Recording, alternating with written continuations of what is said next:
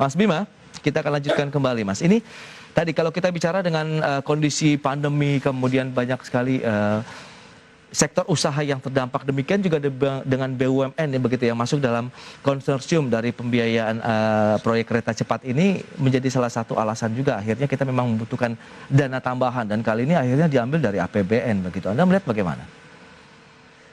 Dalam proyek konstruksi itu secara rata-rata biaya yang paling besar salah satunya komponennya adalah pembebasan lahan.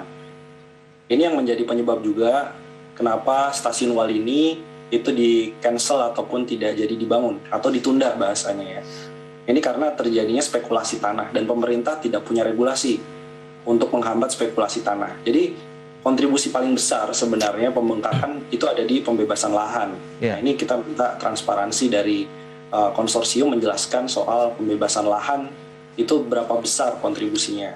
Kemudian juga terkait dengan pandemi. Ya pandemi memang berdampak, ada delay soal bahan baku apalagi banyak teknologi besi bajanya juga impor gitu ya dari negara lain. Jadi ada delay itu membuat biaya bengkak. Oke, tapi ini kan tidak terbuka seluruhnya kepada publik.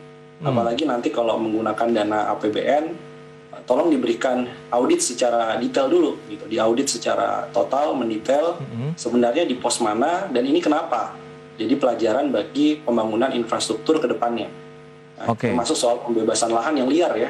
Harga tanahnya di Walini bisa 1 juta, 1,5 juta per meter gitu karena mendengar ini akan dijadikan kota transit dari kereta cepat Jakarta-Bandung. Nah ini kan nggak beres gitu kan, artinya akan lahan ini sebenarnya udah lama bisa diperkirakan, tapi proyeknya jalan terus. Tapi kan kalau kita lihat mekanisme pasar, kalau kita bicara mengenai harga tanah lah di satu daerah memang apabila ada pembangunan infrastruktur pasti kan mengalami kenaikan. Kemudian adanya pandemi sehingga berdampak terhadap proses pengerjaannya. Apakah ini bisa dikategorikan wajar begitu dengan kondisi proyek yang berjalan beberapa tahun begitu dengan kepastian kan ada kenaikan harga setiap tahunnya, Mas Bima? Betul, itu yang jadi pertanyaan ya. Misalnya pembangunan kereta cepatnya dibandingkan membangun misalnya dengan pembebasan lahan yang sudah tahu ada spekulan harganya bisa berkali-kali lipat pembebasan lahan dan tidak semua lahan itu dimiliki oleh BUMN ataupun pemerintah. Mungkin di Walini itu kan dikerjakan oleh PTPN ya, sebagian untuk perkebunan teh misalnya di Walini yang cukup terkenal. Itu bisa sewanya murah atau mungkin kemudian alih pembebasan lahannya juga relatif lebih murah dibandingkan yang dimiliki oleh non BUMN atau bukan tanah pemerintah.